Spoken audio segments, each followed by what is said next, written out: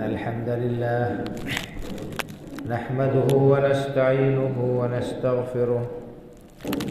ونؤمن به ونتوكل عليه ونعوذ بالله من شرور أنفسنا ومن سيئات أعمالنا من يهده الله فلا مضل له ومن يضلل فلا هادي له وأشهد أن لا إله إلا الله وحده لا شريك له وأشهد أن محمدًا عبده ورسوله يا أيها الذين آمنوا اتقوا الله حق تقاته ولا تموتن إلا وأنتم مسلمون يا أيها الناس اتقوا ربكم الذي خلقكم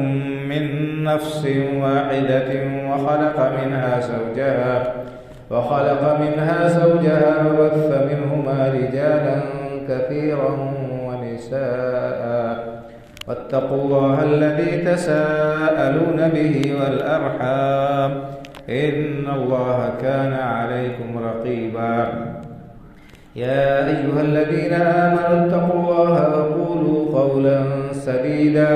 يصلح لكم أعمالكم ويغفر لكم ذنوبكم ومن يطع الله ورسوله فقد فاز فوزا عظيما أما بعد فإن خير الحديث كتاب الله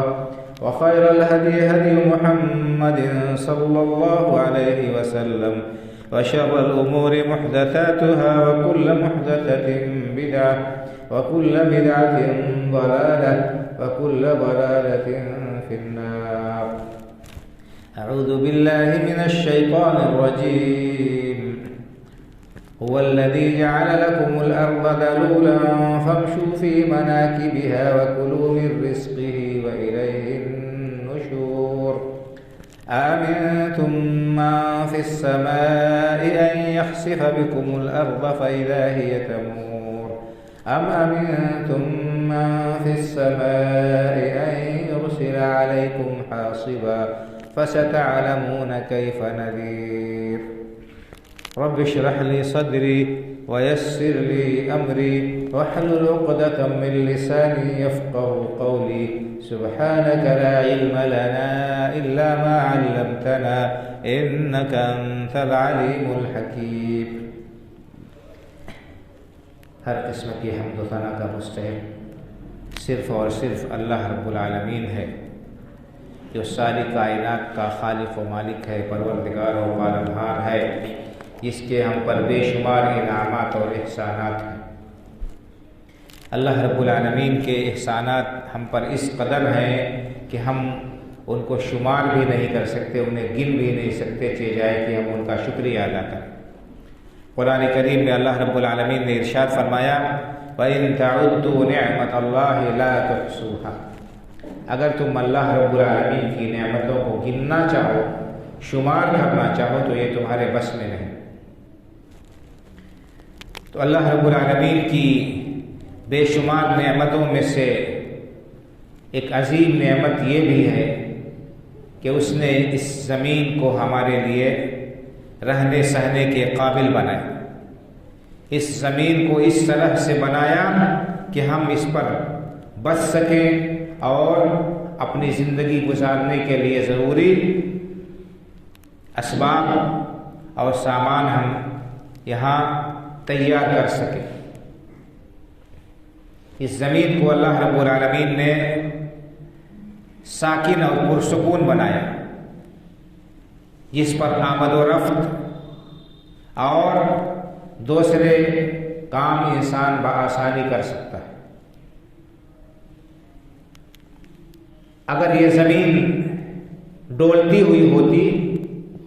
ہلتی ہوئی ہوتی تو انسانی زندگی کا اس میں تصور نہیں تھا، پھر کوئی شخص رہ نہیں سکتا۔ اللہ رب العالمین نے قرآن کریم میں متعدد جگہوں پر اس بات کو بیان فرمایا اپنے انعام اور احسان کے طور پر کہ اس نے زمین کو تمہارے لیے ساکن کر دیا، حرکت کرتے ہوئے نہیں بنایا، اور اس زمین کو تمہاری رہائش کے قابل بنایا۔ قرآن کریم میں سب سے پہلا جو خطاب ہے پورے انسانوں کو، پوری انسانیت کو، جس میں اللہ رب العالمین نے بندوں کو اپنی عبادت کی طرف بلایا ہے، توحید کی طرف دعوت دی ہے بندوں کو، اس کی دلیل میں جو باتیں پیش کی ہیں ان میں سے یہ بھی ہے کہ اس نے اس زمین کو رہنے کے قابل بنایا۔ اللہ رب العالمین کا ارشاد ہے یا ایھا الناس اعبدوا ربکم الذی خلقکم والذین من قبلکم لعلکم تتقون۔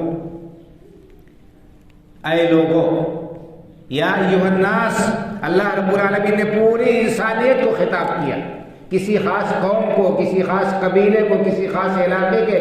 لوگوں کو خطاب نہیں کیا، کسی خاص رنگ اور نسل کے لوگوں کو اللہ رب العالمین نے خطاب نہیں کیا، پوری انسانیت کو خطاب کیا۔ فرمایا یا ایھا الناس، اے لوگو، اعبدوا ربکم الذی خلقکم، اپنے اس پروردگار کی عبادت کرو، اپنے اس رب کی عبادت کرو جس نے تمہیں پیدا کیا، تمہیں آدم سے وجود بخشا، تم کچھ نہیں تھے، اللہ رب العالمین نے تمہیں اس دنیا میں بھیجا۔ والذین من قبلکم، اور تم سے پہلے جو لوگ گزر گئے ہیں ان سب کو پیدا کرنے والا بھی وہی۔ تو جو لوگ یہ سمجھتے ہیں کہ اس کائنات کا کوئی خالق نہیں ہے، اس کائنات کا نظام اس کائنات کا نظام یوں ہی چل رہا ہے، وہ بہت بڑی گمراہی ہے۔ یہ کائنات اس طرح سے بدھے ٹکے اصولوں پر چل رہی ہے، منظم طریقے پر چل رہی ہے کہ اچانک اس کائنات کے وجود میں آنے کا اور بغیر کسی منتظم کے اس کائنات کے چلنے کا کوئی تصور ہو ہی نہیں سکتا۔ تو جو ملحد ہیں، جو اللہ رب العالمین کو نہیں مانتے ہیں، جن کا ایمان اس کائنات کے بنانے والے پر نہیں ہے، ان کے لیے اس میں دعوت غور و فکر ہے کہ آپ ایک معمولی سی چیز کو بھی دیکھیں اور غور کریں، ایک چھوٹی سی مشینری کو آپ دیکھیں کہ وہ بغیر بنانے والے کے نہیں چل سکتی ہے، نہیں بن سکتی ہے، خود سے ایک سوئی خود سے نہیں بن سکتی ہے۔ تو اتنا بڑا کائنات کا جو نظام ہے، یہ زمین، یہ آسمان اور تمام چیزیں، یہ کیسے بغیر بنانے والے کے بن سکتی ہے؟ پیدا کرنے والا اللہ رب العالمین ہے، الذی خلقکم، جس نے تمہیں پیدا کیا، والذین من قبلکم، تم سے پہلے کے لوگوں کو پیدا کیا، لعلکم تتقون، تم اس کی عبادت کرو گے تو اس کے عذاب سے بچ جاؤ گے، اور یہی پرہیزگاری کی بات ہے کہ تم عبادت اسی کی کرو۔ اس کے بعد اللہ نے کیا فرمایا؟ الذی جعل لکم الارض فراشا، اللہ کی ذات وہ ذات ہے جس نے زمین کو تمہارے لیے بستر بنا دیا، بچھونا بنا دیا، بچھونے کی طرح اسے بچھا دیا۔ حالانکہ زمین گول ہے اور پانی کے اوپر ہے، پانی کے اوپر کوئی چیز رہے، گول چیز رہے تو کیا ہے، وہ اپنی جگہ ٹکے گی نہیں، وہ ادھر ادھر لڑکتی رہے گی۔ لیکن اللہ رب العالمین نے اپنے فضل و کرم سے زمین کو ساکن بنایا اور رہنے کے قابل بنایا، اس کو بستر کی طرح بچھا دیا، انسان آسانی کے ساتھ جہاں چاہتا ہے چلا جاتا ہے، چلا آتا ہے، اپنی ضروریات کی تکمیل کرتا ہے۔ والسماء بناء، اور اللہ رب العالمین نے آسمان کو تمہارے لیے چھت بنا دیا، اس زمین کی چھت ہے آسمان۔ وانزل من السماء ماء، اور اللہ رب العالمین نے آسمان سے بارش نازل کی، بادلوں سے پانی برسایا۔ فاخرج به من الثمرات رزقا لكم، اور اس پانی کے ذریعے سے مردہ زمین میں زندگی کی لہر دوڑا دیتا ہے، اور اس کے ذریعے سے اس نے کیا کیا؟ مختلف قسم کے پھل اور غلہ پیدا کیے۔ فلا تجعلوا للہ اندادا وانتم تعلمون، تو اے لوگو، جب سب کچھ پالنے والا وہ ہے، کھلانے پلانے والا وہ ہے، اسباب زندگی فراہم کرنے والا اللہ رب العالمین ہے، تو اس کو چھوڑ کر دوسروں کی عبادت کیوں کرتے ہو؟ فلا تجعلوا للہ اندادا، لہذا تم اللہ کے ساتھ دوسروں کو شریک نہ ٹھہراؤ، اللہ کے ساتھ اس کی عبادت میں دوسروں کو شریک نہ ٹھہراؤ۔ یہ بہت بڑی بھول ہے اور تمہاری غلط فہمی ہے، ناسمجھی اور کم عقلی ہے کہ پیدا کرنے والی ہستی کو اور اس کے جس کے تم پر بے شمار انعامات اور احسانات ہیں اس کو فراموش کر دو، اس کو بھول جاؤ اور معذور اور مجبور ہستیوں کو، جو اپنی ذات کے لیے نفع نقصان کے مالک نہیں، جو اپنی ذات سے موت کو نہیں ٹال سکتے، جو بیمار ہوتے ہیں، جن کو طرح طرح کی زندگی میں ضروریات لاحق ہوتی ہے، ایسی ہستیوں کو تم، یا جو بے جان ہے، جن کے اندر جان ہی نہیں ہے، کنکر پتھر، ان کی عبادت کیوں کرتے ہو؟ یہ بہت بڑی بھول ہے۔ عبادت جو ہے اور کا مستحق صرف اور صرف اللہ رب العالمین ہے، اس کے بے شمار انعامات اور احسانات ہم اور آپ دیکھتے ہیں۔ ایک انسان ہے، اپنے بچے کی پرورش کرتا ہے چند سال، یہاں تک کہ وہ چلنے پھرنے کے قابل ہو جاتا ہے، دوڑنے بھاگنے کے قابل ہوتا ہے، اور 15 سال 20 سال کی عمر میں وہ ہاتھ پیر چلا کر 2 پیسہ کمانے کے لائق ہو جاتا ہے۔ لیکن اگر بچہ اپنے باپ کی نافرمانی کرتا ہے جبکہ وہ اپنے پیروں پر کھڑا ہونے کے قابل ہو گیا اور خود کما کر وہ کھا سکتا ہے، اپنی زندگی کی ضروریات کو فراہم کر سکتا ہے،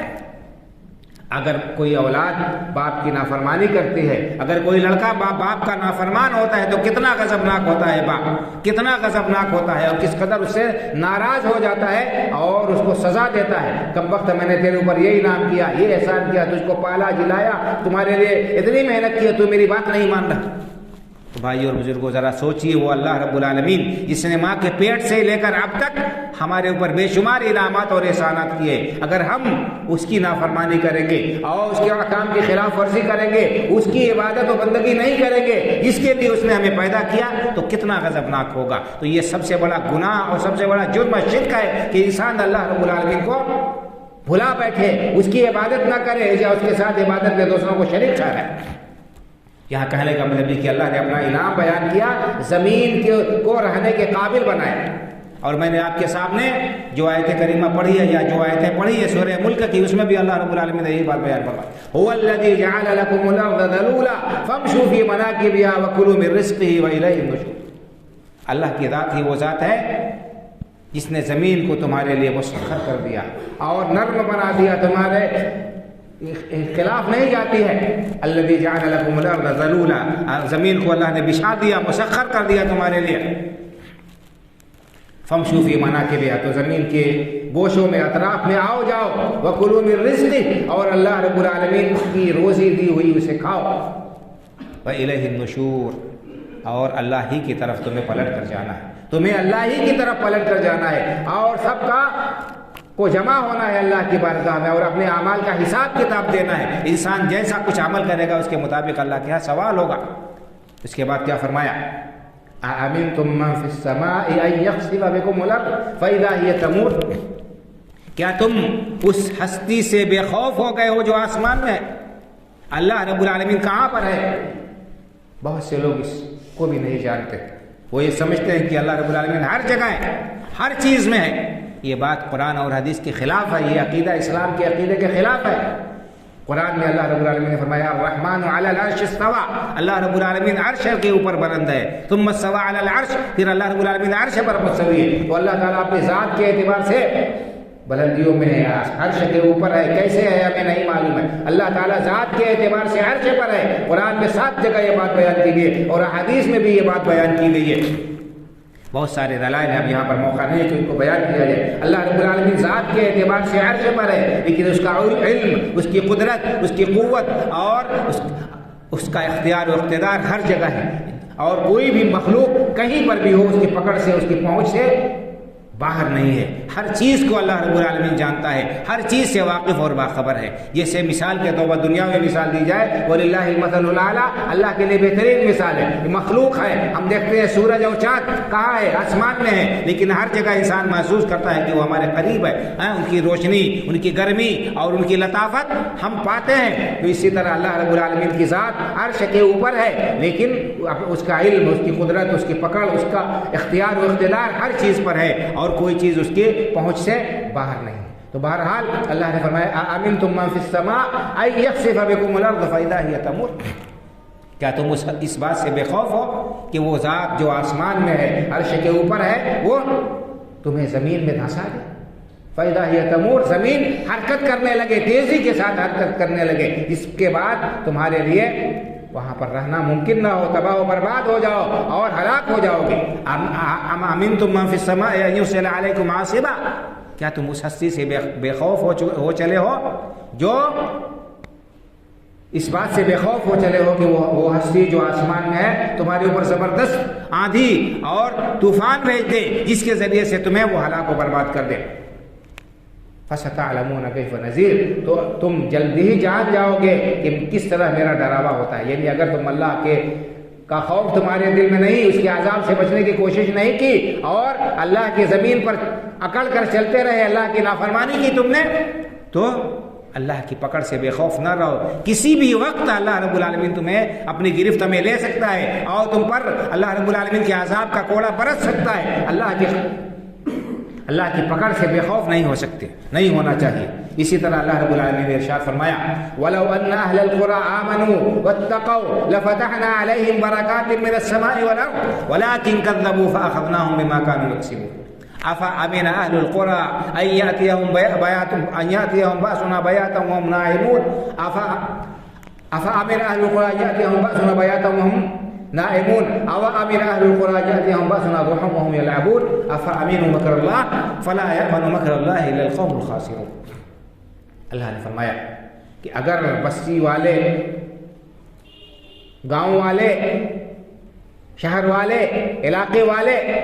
ایمان لاتے، وَلَوْ أَنَّ أَهْلَ الْقُرَىٰ، اللہ نے گزشتہ مختلف قوموں کے حالات و واقعات بیان کیے، انبیاء کرام علیہ السلام کے قوموں کے حالات و واقعات بیان کیے، ان کے ہلاکت کا تذکرہ اللہ رب العالمین نے کیا کہ اللہ نے ان کی سرکشی کی وجہ سے، ان کی نافرمانی کی وجہ سے، اللہ کے احکام سے بغاوت کی وجہ سے انہیں پکڑ لیا. اللہ نے فرمایا اور سخت عذاب سے ان کو دوچار کر دیا. اللہ نے فرمایا وَلَوْ أَنَّ أَهْلَ الْقُرَىٰ آمَنُوا وَاتَّقَوْا لَفَتَحْنَا عَلَيْهِمْ بَرَكَاتٍ مِّنَ السَّمَاءِ وَالْأَرْضِ. اگر بستیوں والے اللہ سے ڈرتے، ایمان لاتے اور اللہ سے ڈرتے تو ہم ان کے اوپر آسمان و زمین سے برکتوں کے دہانے کھول دیتے ہیں. وَلَوْ أَنَّ أَهْلَ الْقُرَىٰ آمَنُوا وَاتَّقَوْا لَفَتَحْنَا عَلَيْهِمْ بَرَكَاتٍ مِّنَ السَّمَاءِ وَالْأَرْضِ. آسمان سے بھی برکتیں نازل ہوتی، زمین سے بھی اللہ رب العالمین برکتوں کے دہانے کھول دیتا. وَلَٰكِن كَذَّبُوا، لیکن لوگوں نے بجائے اس کے کہ اللہ کے فرما برداری کرتے، اللہ پر ایمان لاتے، اللہ کا تقوی اختیار کرتے، انہوں نے تکذیب کا راستہ اختیار کیا، پیغمبروں کو جھٹلا دیا، اللہ کے احکام کو نظر انداز کر دیا، اللہ رب العالمین کے حرام کردہ کاموں کو کرنے پر جری اور ڈھیٹ ہو گئے، اللہ کی نافرمانی کرنے لگے. فَأَخَذْنَاهُم بِمَا كَانُوا يَكْسِبُونَ، تو اللہ نے ان کی نکیل کس دی اور ان کو ان کے کرتوتوں کی وجہ سے، ان کے گناہوں کی وجہ سے اللہ رب العالمین نے سخت عذاب سے دوچار کر دیا. فَأَخَذْنَاهُم بِمَا كَانُوا يَكْسِبُونَ. اس کے بعد اللہ نے دھمکی دی ہے، بتایا ہے وَلَوْ أَنَّ أَهْلَ الْقُرَىٰ آمَنُوا وَاتَّقَوْا لَفَتَحْنَا عَلَيْهِمْ بَرَكَاتٍ مِّنَ السَّمَاءِ وَالْأَرْضِ وَلَٰكِن كَذَّبُوا فَأَخَذْنَاهُم بِمَا كَانُوا يَكْسِبُونَ. أَفَأَمِنَ أَهْلُ الْقُرَىٰ أَن يَأْتِيَهُم بَأْسُنَا بَيَاتًا وَهُمْ نَائِمُونَ. کیا بستی والے اس بات سے بے خوف ہو چلے ہیں کہ ان کے اوپر اللہ کا عذاب آ جائے جبکہ وہ بے خبر سو رہے ہوں، رات میں خراٹے کی نیند لے رہے ہوں، آرام کر رہے ہوں، اس نیند کے عالم میں ان کے اوپر عذاب ٹوٹ پڑے؟ کیا اس بات سے لوگ بے خوف ہیں؟ أَوَأَمِنَ أَهْلُ الْقُرَىٰ أَن يَأْتِيَهُم بَأْسُنَا ضُحًى وَهُمْ يَلْعَبُونَ. کیا بستیوں والے اس بات سے بے خوف ہو چلے کہ صبح کے وقت جب کہ وہ کھیل کود میں لگے ہوئے ہوں، دنیا کی رنگینیوں میں مست ہوں، اس وقت اللہ کا عذاب ان پر ٹوٹ پڑے جبکہ وہ کھیل رہے ہوں؟ أَفَأَمِنُوا مَكْرَ اللَّهِ، کیا لوگ اللہ کی پکڑ سے بے خوف ہو چلے ہیں؟ فَلَا يَأْمَنُ مَكْرَ اللَّهِ إِلَّا الْقَوْمُ الْخَاسِرُونَ. تو اللہ کی پکڑ سے تو وہی لوگ بے خوف ہو سکتے ہیں جو اپنا گھاٹا کرنے والے. اللہ کی پکڑ سے بے خوف وہی ہو سکتے ہیں جو اپنا گھاٹا کرنے والے ہیں. بھائی اور بزرگوں، کتنی واضح یہ آیات ہیں قرآن کریم کی جو ہمیں وارننگ دے رہی ہیں، ہمیں تنبیہ کر رہی ہیں. گزشتہ قوموں کے حالات و واقعات بیان کر کے اللہ ہمیں تنبیہ کر رہے ہیں کہ اگر تمہاری روش بھی وہی رہی جو گزشتہ قوموں کی تھی، یعنی اپنے انبیاء کی باتوں کو انہوں نے جھٹلا دیا، اللہ کے احکام پر عمل پیرا ہونے کے لیے وہ آمادہ نہیں ہوئے، اپنے خواہشات نفس کی پیروی کی، تو اللہ نے جیسے انہیں تباہ و برباد کر دیا اسی طرح تمہیں بھی تباہ و برباد کر دے گا. اللہ رب العالمین کی کسی سے رشتہ داری نہیں ہے، اللہ رب العالمین کا کسی سے کوئی ایسا تعلق نہیں ہے جس کی وجہ سے اس کے گناہوں کو اللہ تعالیٰ نظر انداز کرتا پھرے. بھائی اور بزرگوں، ابھی حال ہی میں زبردست زلزلہ رونما ہوا ہے ترکی اور سیریا کے اندر. ہزاروں لوگ اس کے نشانے میں اس کے نتیجے میں ہلاک ہو چکے ہیں. پوری کی پوری بستی، شہر کا شہر ویران ہو گیا. آپ نے خبریں دیکھی ہوں گی اور ٹی وی پر ان کے مناظر جو ہے دیکھے ہوں گے، اخبارات میں تصویریں دیکھی ہوں گی۔ اس میں ہمارے لیے عبرت اور نصیحت ہے بھائی اور بزرگوں۔ قرآن کریم کے مطالعے سے یہ بات معلوم ہوتی ہے، اور اس بات کا پتہ چلتا ہے حدیث مبارکہ سے کہ زلزلوں کا اور آفتوں کا اور اس اللہ کے عذاب کا سبب کیا ہے؟ انسانوں کے گناہ ہیں، انسانوں کے جرائم ہیں، اللہ رب العالمین کی نافرمانیاں ہیں۔ جب زمین پر اللہ کی نافرمانیاں زیادہ ہونے لگتی ہیں تو اللہ رب العالمین کا عذاب آتا ہے، اللہ رب العالمین کی پکڑ آتی ہے، اللہ رب العالمین کی طرف سے پھر لوگوں کے اوپر سختی ہوتی ہے، تنبیہ ہوتی ہے، تاکہ لوگ بیدار ہو جائے، ہوشیار ہو جائے، اللہ کی نافرمانی سے باز آ جائے، اپنے گناہوں پر تائب ہو، نادم ہو۔ قرآن کریم کے اندر اللہ رب العالمین نے متعدد قوموں کے حالات و واقعات اسی لیے بیان کیے ہیں اور بار بار بیان کیے ہیں تاکہ ان سے عبرت اور نصیحت حاصل کریں۔ لیکن افسوس یہ ہے کہ ہمیں قرآن کریم کو پڑھنے کی توفیق نہیں ہوتی۔ ہمارے ذہن میں یہ بات بٹھا دی گئی ہے کہ قرآن کریم کو صرف اگر پڑھنا ہی ہے تو خاص خاص موقعوں پر تبرک کے طور پر پڑھ لو، بس کافی ہے۔ اس کو سمجھنے کے لیے بڑے سارے علوم کی ضرورت، اس قرآن کو سمجھنے کے لیے بہت بڑے تیسمار خان کی ضرورت ہے، بڑے عقل مند انسان کی ضرورت۔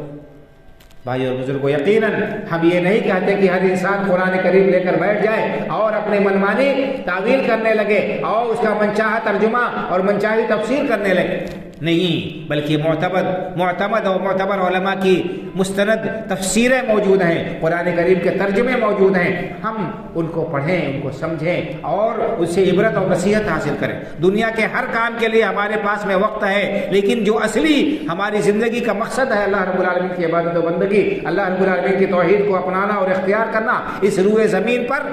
مسلمان بن کر زندگی بسر کرنا، اس کو یہ کیسے حاصل ہوگا یہ مقصد، اس کو جاننے کے لیے ہمارے پاس میں وقت نہیں ہے۔ بہت ہی افسوس کا مقام ہے۔ تو ہمیں چاہیے کہ ہم اپنی زندگی، مصروف زندگی میں سے کم از کم 1 منٹ 1 گھنٹے میں سے نکالیں۔ ہمارے پاس دن اور رات میں 24 گھنٹے ہیں، ان 24 گھنٹوں میں سے 1 گھنٹے میں سے صرف 1 منٹ ہم نکالیں قرآن کریم کو پڑھنے کے لیے، سمجھنے کے لیے، اللہ نے کیا فرمایا ہے اس کو جاننے کے لیے، اپنی اصلاح کے لیے اور اپنی آخرت کو سنوارنے کے لیے۔ ایک دن میں 24 منٹ ہر انسان فرض لکھ کے سمجھے اپنے آپ کو قرآن کریم کو سمجھنے کے لیے، پڑھنے کے لیے۔ 1 آیت 2 آیت 1 صفحہ آدھا صفحہ اپنی حیثیت کے حساب سے انسان پڑھے اور سمجھنے کی کوشش کرے، علماء سے رجوع کرے، علماء کی طرف رجوع کرے اور اسے دین کو سیکھے۔ جس طرح سے ہم دنیا کی تمام چیزوں کو سیکھنے کے لیے اپنا وقت نکالتے ہیں، وقت پیسہ نکالتے ہیں اور کوشش کرتے ہیں، تلاش کرتے ہیں۔ ہر انسان کا آج کے زمانے میں ایک معاملہ ہو گیا ہے، چھوٹا سا بچہ جب اسکول جانا شروع کرتا ہے تو ہم اس کے لیے ٹیوشن کا انتظام کرتے ہیں تاکہ ہمارا بچہ شروع سے مضبوط رہے اور جس میدان میں جانا ہے اس میدان میں وہ کامیاب ہو، اس کے لیے الگ سے وقت دیتے ہیں، الگ سے پیسہ خرچ کرتے ہیں، اس کے بعد الگ سے اسپیشل کورس کرتے ہیں اور ایکسپرٹس کی، ماہرین کی مدد لیتے ہیں۔ لیکن دین کو سمجھنے کے لیے کوئی ضرورت نہیں کہ ہمیں کیا کرنا چاہیے۔ علماء کو تو ہم نے پیروں کی جوتی سمجھ رکھا ہے، ان کی کوئی ضرورت ہی نہیں ہے، اور جب وہ سمجھاتے ہیں، بتاتے ہیں، آخرت کو یاد دلاتے ہیں تو سمجھتے ہیں کہ یہ تو دیوانے کی بڑھ ہے اور یہ تو ان کا کام ہے کہنا۔ ایک کان سے سنو، دوسرے کان سے نکال دو۔ بھائی اور بزرگوں، جس دن آنکھ بند ہوگی اس دن سمجھ میں آئے گا۔ قیامت کے بہت ساری نشانیاں اللہ کے رسول صلی اللہ علیہ وسلم نے بیان فرمائی ہے، ان میں سے ایک نشانی یہ بھی ہے کہ علم اٹھ جائے گا، صرف جہلا باقی رہیں گے اور جاہل ہی مسئلہ پوچھیں گے، جاہل ہی جواب دیں گے، خود گمراہ ہوں گے، دوسروں کو بھی گمراہ کریں گے۔ بخاری شریف کی حدیث ہے، اللہ کے رسول نے ارشاد فرمایا ان اللہ لا يقبض العلم انتزاعا ينتزعه من العباد ولكن ينزعه بقبض العلماء حتى إذا لم يبق عالما اتخذ الناس رؤوسا جهالا فسئلوا فأفتوا فضلوا وأضلوا۔ آپ نے فرمایا، یہ بخاری شریف کی حدیث ہے کہ اللہ تعالیٰ بندوں کے دلوں سے علم کو نہیں اٹھائے گا کہ بندوں کے دلوں سے علم کو کھینچ لے، بلکہ اللہ تعالیٰ دھیرے دھیرے علماء کو اٹھاتا جائے گا، اور جو عالم اٹھے گا اس کی جگہ کوئی لینے والا نہیں ہوگا، اس کے ساتھ ساتھ اس کا علم بھی چلا جائے گا، یہاں تک کہ سارے کے سارے علماء آہستہ آہستہ چلے جائیں گے اور صرف جاہل باقی رہیں گے۔ جاہلوں کو جاہل اپنا سردار بنائیں گے اور ان سے مسئلہ پوچھیں گے، اور فضلوا واذلوا، وہ جہالت کی بنیاد پر فتویٰ دیں گے، نہ انہیں قرآن کے مسئلے کا علم ہوگا، نہ حدیث کا علم ہوگا، نرے کورے ہوں گے، دین سے فتویٰ دیں گے، گمراہ کریں گے، خود بھی گمراہ ہوں گے، دوسروں کو بھی گمراہ کریں گے۔ تو علم دین حاصل کرنا گمراہی سے بچنے کے لیے، ہلاکت سے بچنے کے لیے لازمی اور ضروری ہے۔ دوسرے یہ کہ اللہ کے رسول صلی اللہ علیہ وسلم نے یہ بات بھی بتائی ہے کہ قیامت کے قریب بہت ساری چیزیں ہوں گی۔ فرمایا آپ نے کہ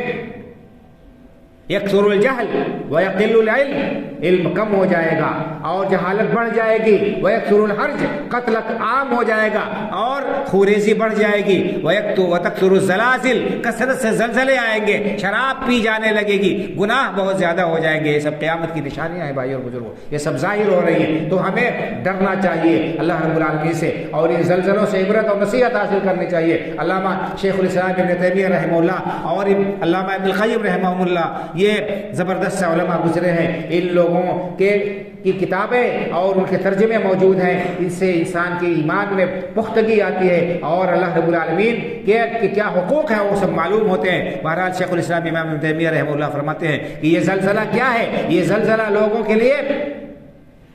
ایک تازیانہ عبرت ہے۔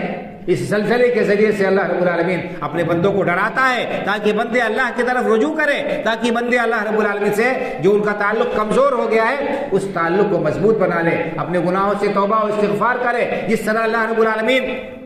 سورج اور چاند گرہن کے ذریعے سے یہ دکھاتا ہے اپنی قدرت کو کہ جب چاہے اس سورج کو بے نور کر دے، جب چاہے اللہ رب العالمین چاند کی روشنی چھین لے، اور جب یہ سورج اور چاند بے نور ہو جائیں گے تو پھر دنیا میں زندگی ممکن نہیں رہے گی۔ اسی طرح سے اللہ رب العالمین جو ہے زلزلے برپا کر کے لوگوں کو خواب غفلت سے بیدار کرتا ہے۔ یہ دیکھو کتنے لوگ تھے ابھی ہنس رہے تھے، کھیل رہے تھے، چشم زدن میں ان کی زندگی کا چراغ گل ہو گیا اور انہوں نے جو کچھ کیا ان کے اعمال نامے میں درج، وہ اللہ کی بارگاہ میں چلے گئے۔ اب ان کو موقع نہیں ہے کہ وہ اپنے گناہوں کی جو ہے تلافی کرے، اپنی غلطیوں کا ازالہ کرے، اللہ رب العالمین کی بارگاہ میں توبہ اور استغفار کر کے اللہ رب العالمین سے اپنے حساب کتاب کو صحیح کر لے۔ ان کے پاس موقع نہیں رہا، ابھی تمہارے پاس موقع ہے، ابھی عبرت کا مقام ہے۔ اللہ رب العالمین کی پکڑ سے بچ جاؤ، بچنے کی تدبیر کرو اور اپنے اصلاح کر لو، اپنے اصلاح کر لو، حالات کو درست کر لو، ورنہ خدا نخواستہ اگر تمہارے اوپر بھی اچانک اللہ رب العالمین کی طرف سے اسی قسم کا کوئی عذاب مسلط ہو گیا پھر پچھتاؤ گے، افسوس کرو گے۔ اس وقت پچھتانے سے اور افسوس کرنے سے کچھ حاصل ہونے والا نہیں ہے۔ الغرض بھائی اور بزرگوں، یہ زلزلے ہمارے لیے تعزیت ہے، عبرت ہے، اور یہ زلزلے اللہ رب العالمین کی قدرت اور اس کی قوت کو بتاتے ہیں کہ اللہ رب العالمین کی قدرت کتنی زبردست ہے کہ اس کا ایک اشارہ ہوتا ہے اور بڑی بڑی بلڈنگیں اور پورا شہر چشم زدن میں تباہ و برباد ہو جاتے ہیں اور وہاں کی زندگی درہم برہم ہو جاتی ہے۔ اسی طرح سے اللہ رب العالمین قیامت کے دن جو ہے اس زمین کے نظام کو درہم برہم کر کے اور سارے لوگوں کا خاتمہ کر دے گا، پھر اس کے بعد سب کو اکٹھا کرے گا، حساب کتاب ہوگا۔ قیامت کا زلزلہ اور زیادہ ہولناک ہوگا بھائی اور بزرگوں۔ جنہوں نے یہ منظر دیکھا ہے ان کی آنکھیں کھلنے کے لیے کافی ہے، کس طرح سے بڑی بڑی بلڈنگیں سیکنڈوں کے اندر زمیندوز ہو جا رہی ہیں، کس طرح سے افراتفری کا ماحول ہے، لوگ جان بچا کر بھاگ رہے ہیں اور پورا نظام وہاں کا تلمٹ ہو کر رہ گیا ہے۔ اللہ رب العالمین نے قرآن کریم میں ارشاد فرمایا، یا ایھا الناس اتقوا ربکم ان زلزلۃ الساعۃ شیء عظیم، اے لوگوں اپنے رب سے ڈر جاؤ، پروردگار کا تقوی اختیار کرو، اس کا خوف اپنے دل میں بٹھا لو۔ ان زلزلۃ الساعۃ شیء عظیم، ابھی تم نے دنیا میں یہ معمولی سا زلزلہ دیکھا ہے، اس کو دیکھ کر رونگٹے کھڑے ہو جائے، جس کو دیکھ کر انسان لرز اٹھے، جس کو دیکھ کر انسان کا دل لرز اٹھے، کانپ اٹھے، یہ تو کچھ بھی نہیں ہے۔ اس سے بڑا زلزلہ قیامت کے دن کا برپا ہونے والا ہے۔ ان زلزلۃ الساعۃ شیء عظیم یوم ترونها تذهل كل مرضعة عما ارضعت وتضع كل ذات حمل حملها وترى الناس سكارى وما هم بسكارى ولكن عذاب الله شديد۔ اس دن کا کیا منظر ہوگا؟ ایسا ہولناک منظر ہوگا، ایسا خطرناک منظر ہوگا قیامت کا، جب زلزلہ قیامت کا واقع ہوگا کہ دودھ پلانے والی ماں اپنے بچے سے غافل ہو جائے گی۔ ایک ماں اپنے بچے پر کتنی شفیق ہوتی ہے، کتنی مہربان ہوتی ہے، اپنی جان دے کر بچے کی جان بچاتی۔ یہ ماں جو بچے کو کے لیے ہر قسم کی تکلیف برداشت کرتی ہے، خاص طور سے بچہ جب کمزور ہو، چھوٹا ہو، ابھی دودھ پیتا ہو، بالکل معذور ہو، بے بس ہو، نہ خود سے پیشاب کر سکتا ہو، نہ پخانہ کر سکتا ہو، نہ اپنی کوئی ضرورت بتا سکتا ہو، ایسے بچے کے ساتھ ماں کا کیا معاملہ ہوتا ہے، کتنی شفیق ہوتی ہے، کتنی مہربان ہوتی ہے، راتیں جاگ جاگ کر کاٹتی ہے بچے کو۔ اگر تھوڑی سی تکلیف ہو گئی، تھوڑا سا رونے لگا تو بے چین ہو جاتی ہے وہ ماں اس دن اپنے دودھ پیتے بچے سے غافل ہو جائے گی۔ یوم ترونھا تذہل کل مرضعۃ عما ارضعت، جس دن یہ زلزلہ برپا ہوگا تم دیکھو گے کہ ہر دودھ پلانے والی ماں اپنے بچے سے غافل ہو جائے گی۔ وتضع کل ذات حمل حملها، اور اتنا خوف کا معاملہ ہوگا، اس قدر دہشتناک منظر ہوگا، اتنا وحشتناک حال ہوگا کہ ہمارے ڈر کے حاملہ عورتوں کے حمل ساقط ہو جائیں گے۔ وتضع كل ذات حمل حملها وترى الناس سكارى، اور خوف و دہشت سے ایسا محسوس ہوگا، لوگ ایسے بے خود ہوں گے، ان کو اپنے اوپر کنٹرول نہیں ہوگا۔ جیسے نشے میں مست آدمی ادھر ادھر لڑکتا ہے، اس کو اپنے اوپر کنٹرول نہیں ہوتا ہے، خوف و دہشت کے مارے لوگ لرز رہے ہوں گے، کانپ رہے ہوں گے، بے حال ہوں گے، بدحال ہوں گے۔ وترى الناس سكارى وما هم بسكارى، نشہ نہیں ہوگا ان کو، نشے کی وجہ سے ان کی حالت غیر نہیں ہوگی۔ ولكن عذاب اللہ شدید، لیکن اللہ کا عذاب اتنا سخت ہوگا، اللہ کے عذاب کے مارے لوگوں کا حال خراب ہوگا۔ تو بھائیو بزرگو، یہ قیامت کا منظر ہے، اللہ نے جگہ جگہ اس کو بیان کیا ہے، لیکن ہم ہیں کہ غافل ہیں، دنیاوی زندگی میں مست ہے، محو ہے، اور ہمیں آخرت کی فکر نہیں۔ آج ہم کتنے دھڑلے کے ساتھ اللہ کے فرائض کو پامال کر رہے ہیں، اللہ رب العالمین کے حدود کو توڑ رہے ہیں، نماز جو فرض ہے اس سے ہم کس قدر غافل ہیں۔ یہ جو نماز اسلام کا سب سے بڑا شعار ہے کلمہ توحید کے بعد، اور مرتے دم تک جب تک انسان کو ہوش ہے اس کے لیے معافی نہیں ہے کہ وہ نماز چھوڑے۔ ہم کتنی دھڑلے کے ساتھ نمازیں چھوڑ رہے ہیں، اور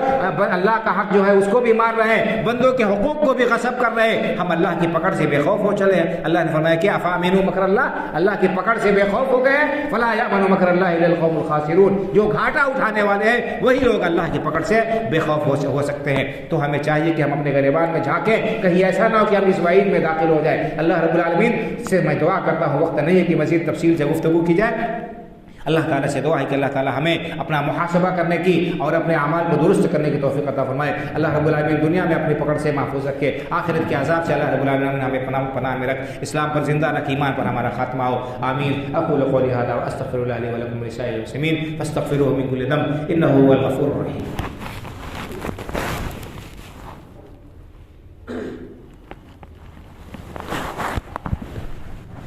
الحمد لله نحمده ونستعينه ونستغفره ونؤمن به ونتوكل عليه ونعوذ بالله من شرور أنفسنا ومن سيئات أعمالنا، من يهده الله فلا مضل له ومن يضلل فلا هادي له، وأشهد أن لا إله إلا الله وحده لا شريك له، وأشهد أن محمدا عبده ورسوله، إن الله وملائكته يصلون على النبي، يا أيها الذين آمنوا صلوا عليه وسلموا تسليما، اللهم صل على محمد وعلى آل محمد كما صليت على إبراهيم وعلى آل إبراهيم إنك حميد مجيد، اللهم بارك على محمد وعلى آل محمد كما باركت على إبراهيم وعلى آل إبراهيم إنك حميد مجيد، اللهم انصر من نصر دين محمد صلى الله عليه وسلم واجعلنا منهم، واخذل من خذل دين محمد صلى الله عليه وسلم ولا تجعلنا منهم۔ عباد الله رحمكم الله، إن الله يأمر بالعدل والإحسان وإيتاء ذي القربى وينهى عن الفحشاء والمنكر والبغي